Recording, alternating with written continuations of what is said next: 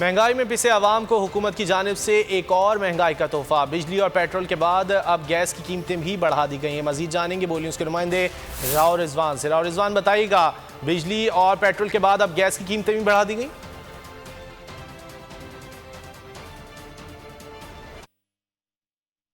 Petroleum prices में इजाफा किया, उसके बाद बिजली की प्राइसेस में इजाफा किया जा चुका है।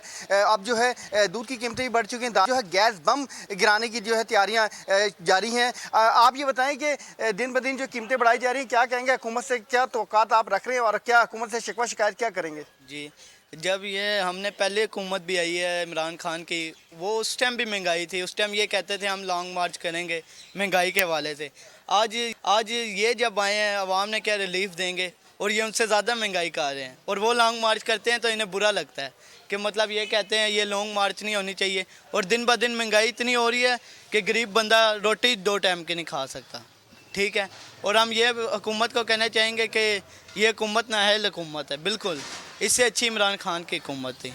जी, इनका यही कहना है कि इससे पहले जो हुकूमत जो थी, जब वो महंगाई करती थी तो यही हुकूमत जो है दावे करती थी, लेकिन अब जो है इस हुकूमत के बाद जो है महंगाई में दिन ब दिन इजाफा।